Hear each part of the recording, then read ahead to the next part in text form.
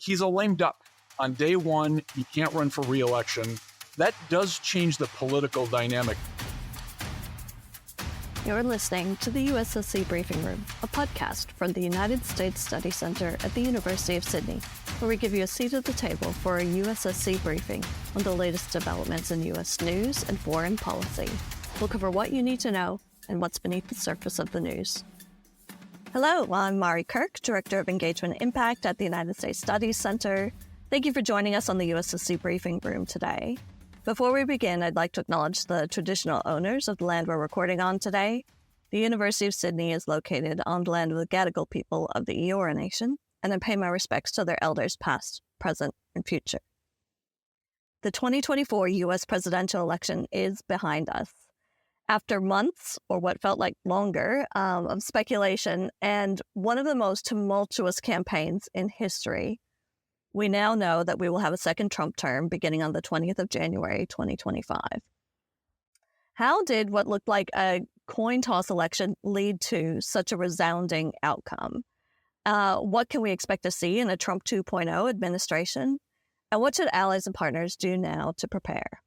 To discuss these questions, I'm joined by USSC CEO Dr. Michael Green and non-resident senior fellow Lester Munson. Both have extensive expertise in D.C. and insider insights on campaigning. Mike worked in the White House, and Lester has held several positions on the Hill, and he joins us from D.C. today. Mike and Les, thank you so much for joining us today.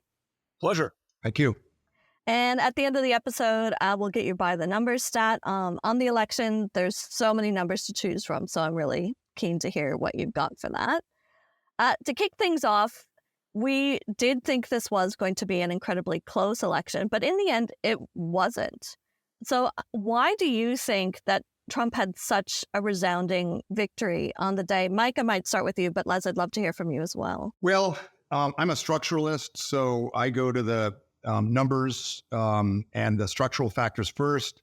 And I'm sure listeners have heard this before, but it's a terrible time to be an incumbent. The Japanese government, I'm following Japanese politics closely, took a much bigger hit, lost their majority in their election. Trudeau in Canada is a dead man walking. And as you can see in the polls in Australia, Prime Minister Albanese is underwater as well. So the post-COVID inflation cost of living factor is huge. That's the starting point. Everyone can see that. I think Australians may not have focused as much on immigration, which is a much more salient issue for a lot of Americans. And, a lot of exit polls, the number 2 or 3 issue. And the Biden administration, frankly, had a hard time doing much about inflation. They could have done something about immigration. They didn't till the last minute. That was an onside goal. That was a big factor. A lot of people will be questioning sort of identity politics, woke politics, DEI. There is definitely a backlash against that agenda in the U.S. and much of the world. I'm interested in Les's view. My view on that one is most voters don't think that's the most important thing, but the fact that it was such a high priority for the Democrats annoyed them a lot at a time when they were, more concerned about economic issues and immigration. And so it just, compounded the Democrats' defeat.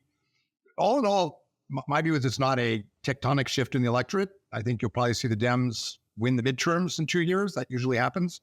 But it could be if the Democrats don't learn their lesson. And, they may not.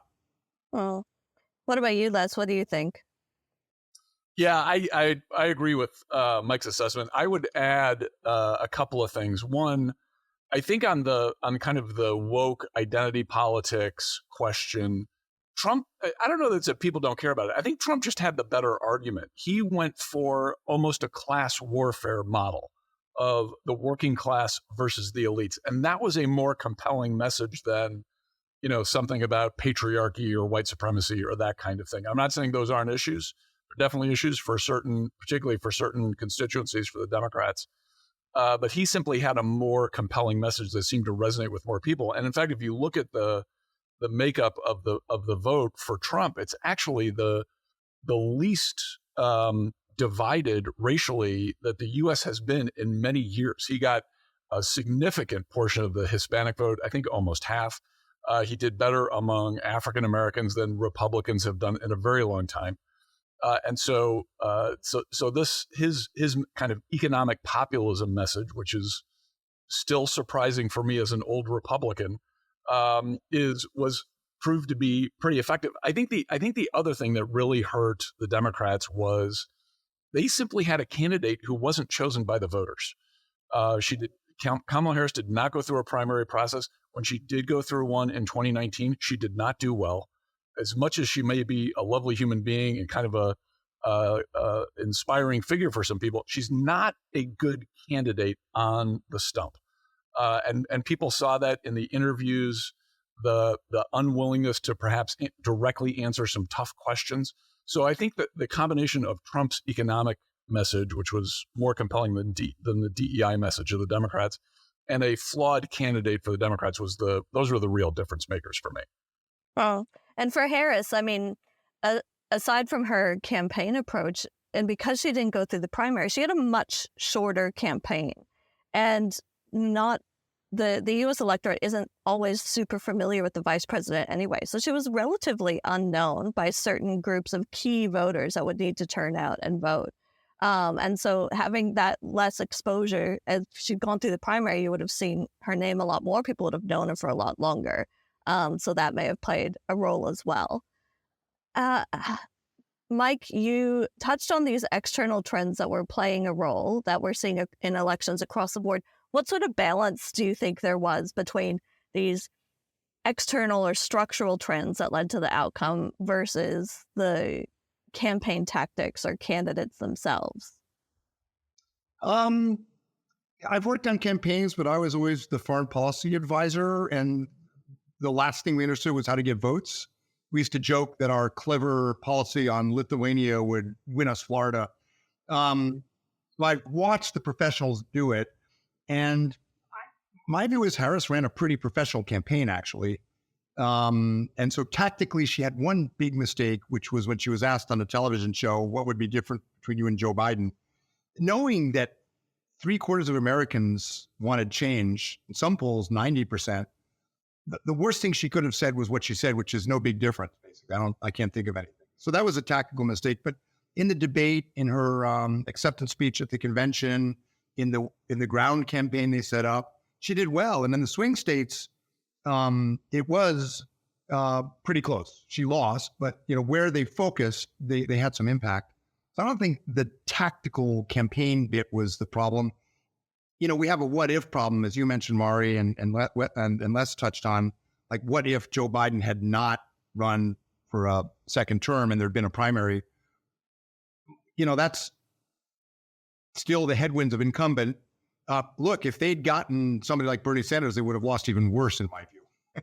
So having an open primary is not a guarantee they'd get a competitive candidate. It could have gone either way.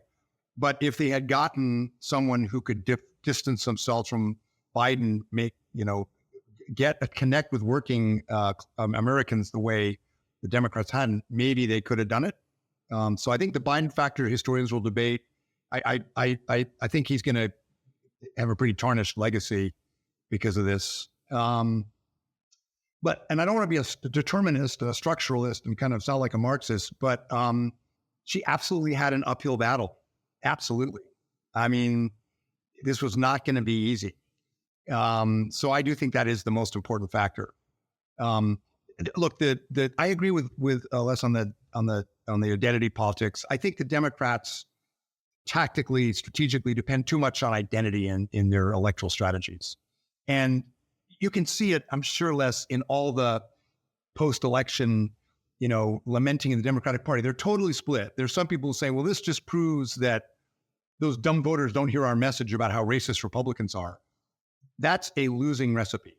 Others are saying we need to disconnect from Hollywood and Manhattan and Harvard and the University of Chicago and start listening to people in small towns and people who haven't been to college. That's a winning recipe for the Democrats, but the culture of the party, culture is a hard thing to change. So we'll see. Well, I think it's interesting the fact that so many of these identities in particular that you would think would be in the bag for Democrats, so many of the ones being targeted in these form of politics, that they lost margins with so many of those groups in this election, I think is really, really telling. And you can't view any specific group as just belonging to a specific party, that this is much more complex and nuanced, and the Democrats will need to think about how they define themselves going forward to find a message that resonates more broadly.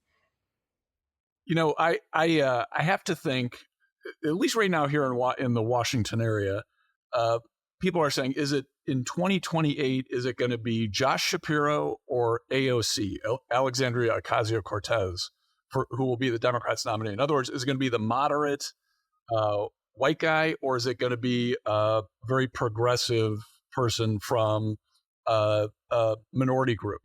And as kind of the way of talking about which way the party has to go. It's pretty clear to me that a mistake the Democrats made this time was running in the middle. They did not turn out their base. Trump turned out his base, pretty much the same base he turned out in 2020. The Democrats did a much poorer job of turning out their voters. In the U.S., it's not about going for the middle anymore. That was the model 20, 30, 40 years ago.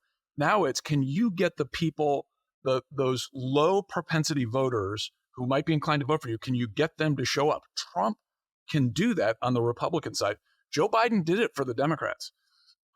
Kamala Harris did not. So the next nominee for Democrats is going to have to be able to turn out that base. That probably means being kind of doubling down on DEI issues. It means having a non-tough policy on the border.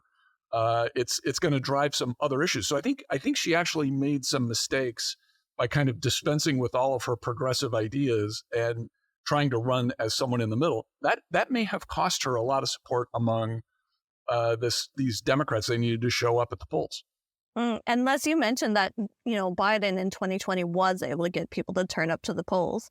We talked about maybe if he'd withdrawn earlier and there'd been a primary process that would have impacted things. But what if he stayed in? What if he stayed in the race? Do you think he would have had a chance at winning it? No. He was too old. And he I worked with Joe Biden a little bit in the Senate. I don't mean any disrespect to the man, but he's way past his prime. He's really not capable of running as a major party candidate for president. I'm not even sure he's capable of doing the job as president anymore, to be totally frank. He's too old. He's lost 3 or 4 steps. Americans saw this on TV. They saw it up close and personal.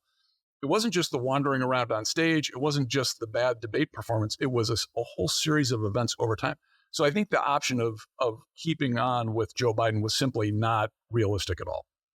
I also think while the Democrats threw a lot of charges at Donald Trump, a lot of them, for understandable reasons, that he was, a fascist and there'd be a coup d'etat.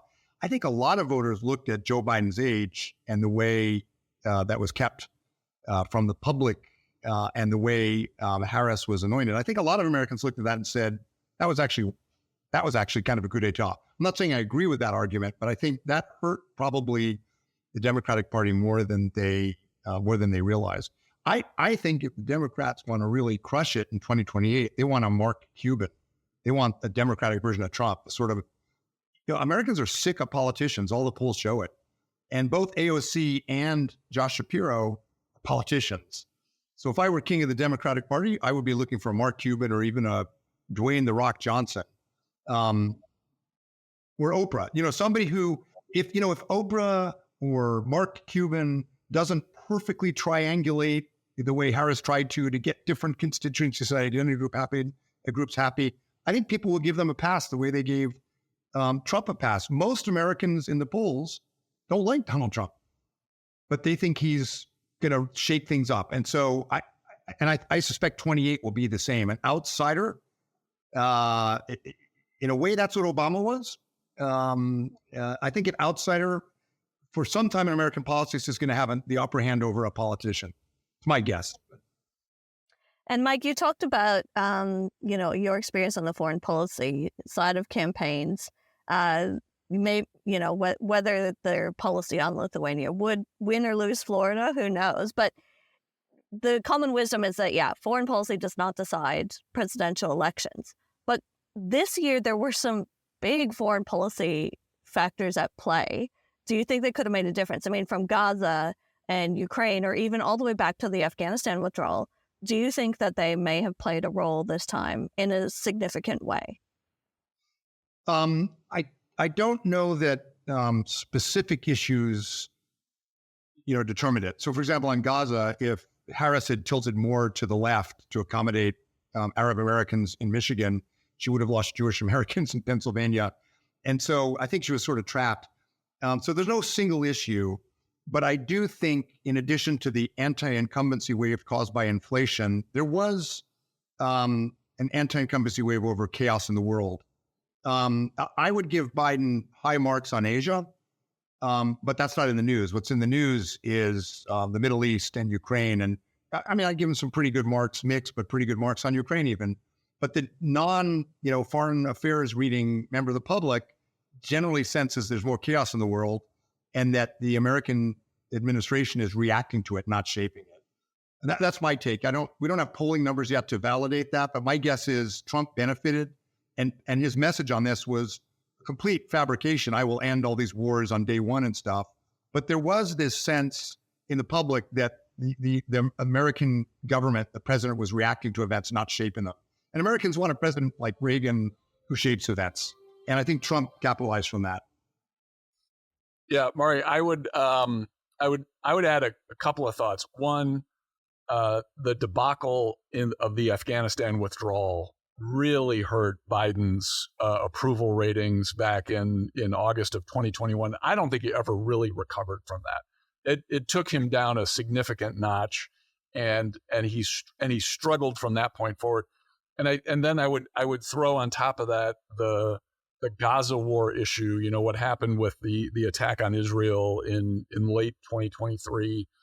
The administration's reaction to it, I think, on the ground was fine, but the things they were saying in Washington were different things, and it had I think it made them look wishy-washy and almost schizophrenic about what they were trying to do in the Middle East. And I think at the end of the day, they lost the Arab American vote anyway, even though they kept trying to say things that were positive about the Palestinians or the humanitarian situation and whatnot.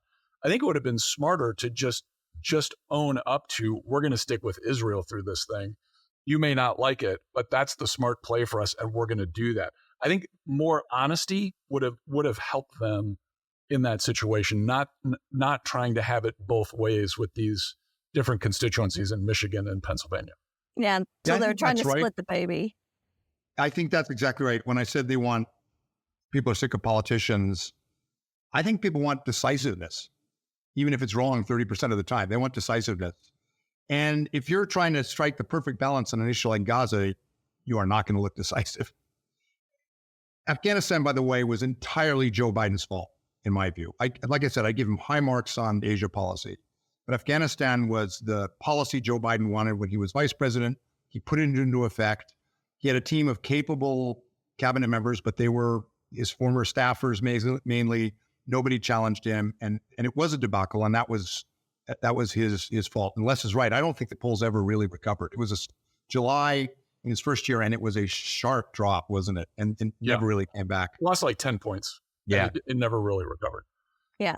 And interestingly, because Harris was the one who replaced him, her favorability pretty much tracked along with Biden's because she was coupled with him on those issues like the Afghanistan withdrawal. Her popularity, her favorability tanked along with his, and it stayed low. Hers surged again once Biden stepped down and she replaced him on the ticket. Her popularity did surge, but she was so coupled with, Joe Biden for all of these, contentious issues that was something that maybe if it was a different candidate, you would have avoided some of those issues that were the baggage that she carried with her because of that. I want to pivot to think a little bit about moving forward because, now at least we have certainty. We thought we might not have a decision for, a few days or even a couple weeks after the election, but we knew on election day what the outcome was. And not only that, we knew that the Republicans were almost certainly going to win the Senate. They did, although by perhaps even a larger majority than was anticipated. There's still, I think, one seat to be called. But they've got a very strong position in the Senate, stronger than where they are right now, for sure, because they're in the minority. But then, and the House hasn't been called yet at the time of recording. It's not certain who's going to win, but the Republicans are in a very strong position for the House. It's looking really good for them. So they could be going in, with a trifecta moving into government. So this is an incredibly strong position for a Trump administration to be starting in. So I guess what would you say that we would can expect to see in a second Trump administration? What will change and what will stay the same? Les, I might start with you. Yeah, well, you're really asking me to bring up my crystal ball here. I'm not sure how accurate it's going to be. We are talking about Donald Trump here, and most predictions end up being wrong. I think it's important to note he's a lame duck. On day one, he can't run for re-election. That does change the political dynamic a bit. He's still obviously, I think, going to be weighing in Republican primaries, and Republican members of Congress are going to have to show fealty to him, or they're going to risk losing their jobs. But it's important to remember his power will wane a little bit over time because he is not running for re-election. It looks like he's gonna play hard to make sure J.D. Vance is his successor. That's certainly the way it appears now. That could totally change. That relationship may sour. We don't know. And I think there's a lot of this will depend on who emerges as the key cabinet members in the next couple of months. We already saw on the foreign policy side that Mike Pompeo and Nikki Haley have been ruled out by the former president. They're not going to be in the cabinet. That tells me that he's not looking to put together a coalition with kind of the globalist wing of the Republican Party or the internationalist wing, or kind of the old school mainstream Republicans, which I find rather tragic, since that's where I find myself politically. But he looks like he's really going to double down on this kind of America first, more populist approach. Does that grow into something like a Ronald Reagan or a George W. Bush? Perhaps it's going to be driven by events in the world on the foreign policy side. Can he negotiate something over Ukraine? Will he be able to pressure Netanyahu to end Israeli activities? Can he threaten Iran with severe economic sanctions and change their behavior? We'll see the answers to those questions probably fairly quickly. On the domestic side, I think it's going to depend on personnel. Who are the White House folks, who are the Wall Street folks coming in to run Treasury, to run trade policy, that kind of thing? He's certainly talked about being a Mr. Tariff on trade. That may be true, that may not be true. Does he use that as leverage to cut trade deals? If so, that might not be so bad. If he really is going to try to impose massive tariffs across the board, that could have a bad effect on the economy. I suspect he's not going to do that because he doesn't want to have that risk the economy in that way. But it is going to depend on personnel and who's whispering in his ear. I think they'll be better organized than the first term. Susie Wiles, who's the chief of staff, is quite a forceful personality. She seems to have a pretty good hand on the steering wheel for the last 2 or 3 years with Trump. So I suspect it'll be a little more orderly, perhaps a little more populist, and over time won't be as important as we think. Well, and Mike, we're talking about cabinet and thinking about that administration. Are there any key names that you think we should be looking at or watching to get an indication of how things might go? So Les mentioned if Nikki Haley and Mike Pompeo are out, and that indicates certain things about direction, are there other people we should be watching or thinking about that will help us to get a sense of what the vibe of this Trump 2.0 administration is going to be like? Well, I think the selection of Susie Wiles was a very positive early indicator. To me, Susie Wiles is the opposite of a chaos agent. She brings order and cohesion. So I thought that was a good sign. I am hearing, I call in, and my brother also lives in Alexandria, Virginia, and is in the Congress and close to a lot of Republicans. And I've been sort of picking my brother and my other friends' brains. And you see this in the press as well. But the betting for Secretary of State would be somebody like Marco Rubio or Bill Hagerty. Les and I know them. They're not as liberal as Les's old boss from the Senate, but their hero, they're very loyal to Trump, but these are guys who are about the same age as Les and myself. Their hero is not Donald Trump. Their hero is Ronald Reagan. And so I'm less worried about the traditional Republican foreign policy collapsing. It'll be corroded, but I think if those people go in, I think you'll see a lot of traditional, George W. Bush, Reagan foreign policies.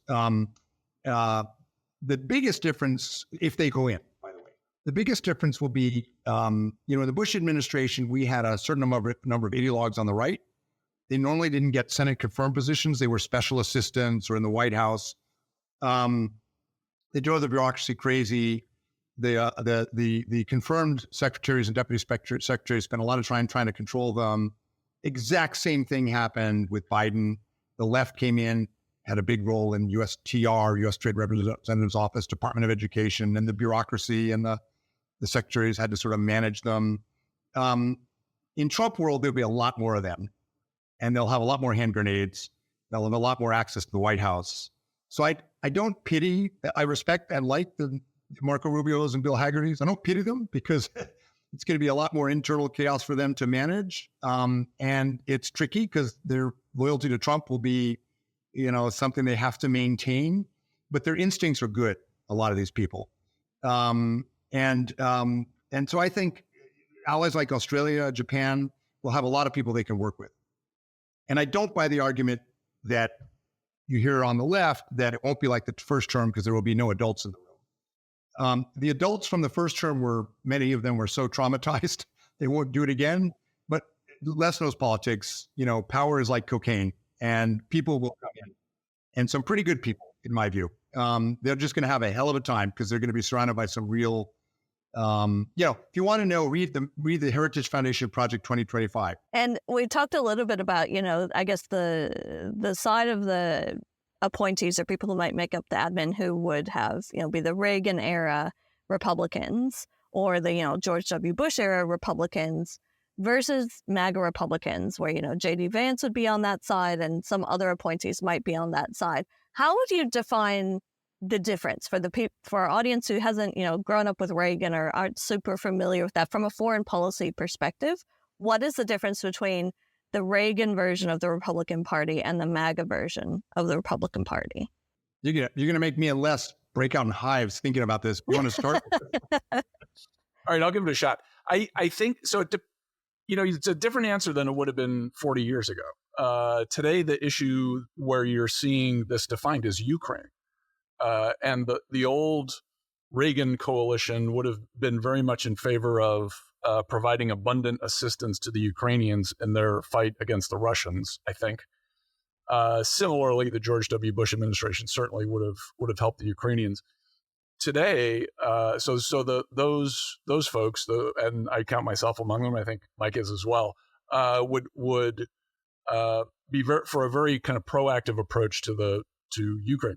The MAGA crowd is the opposite. They are not interested in providing assistance to Ukraine. They would prefer to use whatever leverage on Zelensky to call for peace negotiations right now and a settlement that likely includes a lot of territorial gains for Russia and a real loss for the Ukrainians in the current context. So I think that's the defining issue for the kind of internationalist versus MAGA in the White House right now. I agree. I think the biggest difference is that Ronald Reagan stood by allies everywhere and was very close to Margaret Thatcher, to Helmut Kohl in Germany. When I would go to the State Department for meetings, I loved sitting in the conference room next to the Secretary's office, which has the Williamsburg G7 summit table with the brass plates, Nakasone from Japan, Mulroney from Canada, Thatcher, Helmut Kohl. I mean, these were giants, and they saw the world like Ronald Reagan. I don't think the European leaders right now are of the same quality, and I'm quite certain Trump does not have the same view of Europe, or the MAGA people do, that Ronald Reagan did. So NATO, Europe, that's different. I think NATO will survive. I do not predict it will just pull out of Ukraine support, but it'll be a tough slog for Zelensky and NATO, that's for sure. The other big difference is trade, of course. Ronald Reagan was old enough to remember what Smoot-Hawley tariffs did, how dumb protectionism was. And he was a firm believer that free trade went hand in hand with strong alliances in defeating communism. That is, by the way, the American public, depending on how you ask the question, still believes that in many ways. That's not where the Democratic or Republican Party is. That's different. On China and Asia, Ronald Reagan campaigned and promised in 1980 that he would normalize relations with Taiwan again. I mean, that was pretty extreme, actually. And the first year or two of his administration was a bit chaotic because some people who came in with him believed that, and others, particularly his vice president, George Herbert Walker Bush, did not. There's some similarities there, actually, because I think a Trump administration, and this is common ground between MAGA and traditional Republicans, time to get tough on China. A lot like Ronald Reagan, actually. How tough? They're going to have to sort that out. You know, Australia, Japan, India, our allies and partners want to get tough on China too, but not too tough. And so we should remember allies get a vote in this too. There's nothing I've seen in the American First Policy Institute's proposals or in Trump's speeches this time compared to last time about Japan or Korea. So we'll see, but I think there's a recognition, even in the MAGA world, that you can't compete against China if you're pissing off your Asian allies. A lot of them think you can compete with China and piss off your European allies, but geopolitics will cure them of that. We have North Korean troops fighting in Ukraine. We have Russia targeting shipping for the Houthis on behalf of Iran. The bad guys are getting together like we've never seen. And I think that's going to really shape this administration and force them to sort of reconcile some real contradictions in their thinking. And you think that the Trump administration is going to stay strong in their stance on China, even if they go, I guess, softer on Russia or want to resolve Ukraine? But do you think they're going to stay consistent with that bipartisan consensus we've seen on China for the past, I don't know, several years, 8 years or so? Do you think that trend is going to continue with the second Trump administration? I'm happy to jump in here. I think if the Trump administration does not pursue a tough policy on China, there will be huge recriminations in Congress. And this is where the lame duck phenomenon may pop up if indeed Trump decides to go soft or try to get a big trade deal instead of put forward national security concerns. I don't think House Republicans or Senate Republicans would be shy about criticizing the administration for being soft on China. It would be very difficult for the MAGA crowd to really hold people accountable for fealty to the president on that issue, because it is not just both wings of the party. I think it's also the constituencies of the Republican Party are very much in favor of a tough line on China. This is a very deep issue. It's not just the elites. It's not just like certain segments of the business community or something like that. This goes down to voters. And so I suspect there's real constraints on the president's behavior on this issue that we don't talk about much because he's probably not going to go soft on China. The other constraint is the Chinese themselves. I suspect Donald Trump would love to do an art of the deal kind of, choreographed summit with Xi Jinping with a massive trade agreement, yada, yada, yada. I was recently at a conference in Korea, and there was a group of senior Chinese scholars, many of whom had been in government, and I was asking them what they thought about Trump, and they said that Beijing does not believe Donald Trump's word. They pointed out he's been in thousands of lawsuits because he reneged on contracts, and they also have studied American politics and know what Les just said. So actually, the Chinese, if Donald Trump says he wants a grand bargain, will make hay of it. They'll get what they can out of it, but they won't believe it. Kim Jong-un may be a little different. Putin may be a little different. But on China, the American public and Congress, as Les says, gives Donald Trump very little room for a maneuver. And frankly, I think, not just Republicans, Democrats would jump all over him as well and look for electoral advantage in the issue and say, start calling him soft on China. I think they'd do that in a heartbeat. Yeah. So I guess my last question before we go to your by the numbers stats at the end would be, if you could give one piece of advice to U.S. allies and partners, what would it be? Mike, I might start with you. Don't freak out about everything, everywhere, all at once. Selectively freak out. When I was on the McCain and Romney campaigns, we developed policies, as you do. We never got to find out how they would be implemented, of course, sadly. But my guess was 50 to 60% would be all we'd end up actually implementing. That's sort of the norm. as I look at the policy promises out of different think tanks and the Trump speeches, my guess is 15 to 25%, somewhere in that range will actually be implemented. So allies have got to look really closely at who's getting what jobs, particularly at the cabinet level, as we've been saying, the domestic political constraints we've discussed, the international constraints, the public opinion, and then they'll figure out like the 4, 5, 6, 7 issues that affect them the most. And in some of them, they might find they're better off. I would say on defense policy, Australia and Japan might find they're better off in some ways. Others, like trade, could be very bad, but they need to think very carefully about how they manage it and shape it in a better direction. But they've got to like not freak out about everything all at once, all together at the same time, or whatever that movie was called. I love that line. I would say the most important thing is for folks to remember that Trump is not ideological. He is transactional. He is, in a way, his great sin is totally open-minded. If, as a friend or ally of the United States, if a leader goes to him and makes a coherent argument for a certain outcome and explains how that will benefit Trump and the United States, there's a very high percentage chance that that will be successful. He will engage. He wants to decide things. He wants to be the one doing the deal, and that it's an opportunity. This is an administration that will be rife with opportunities for friends and allies of the United States. Doesn't mean it's always going to work, and people need to be opportunistic and entrepreneurial, but do not think that where he's going to end up on a certain issue, because he's not. And the other part of it is it's personality based and relationships, and people are going to have to go figure out a way to, kind of kiss the ring of this guy who is, the most important person in the world, the most well-known person in the world. And he knows that, and he wants to see how other leaders deal with him in that context. And so, providing a gift, giving him something that makes him look good is a nice opener, a little amuse-bouche for the rest of the relationship. Nice set of golf clubs would be good.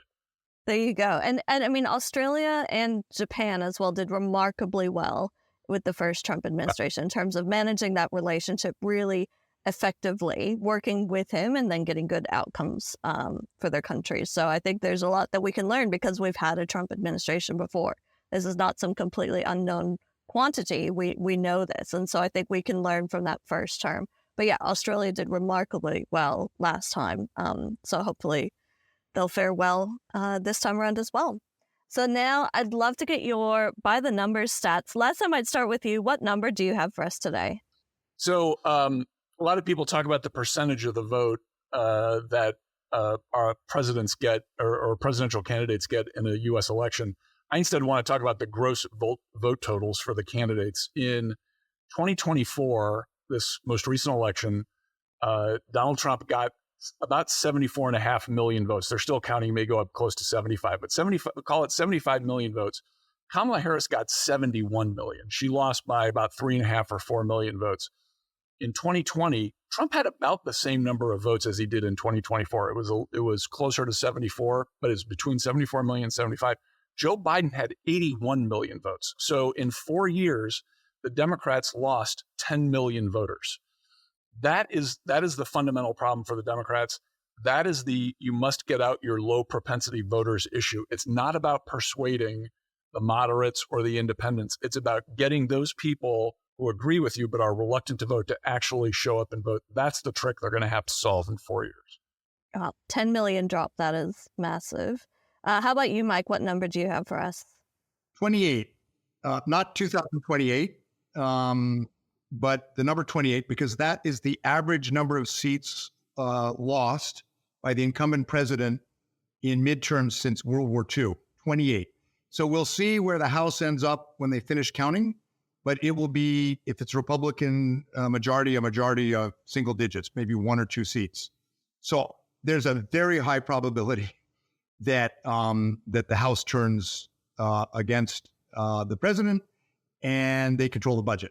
So nothing is written, but this is not a green light for a Donald Trump reordering of American politics for the next generation. May not even be for the next 4 years.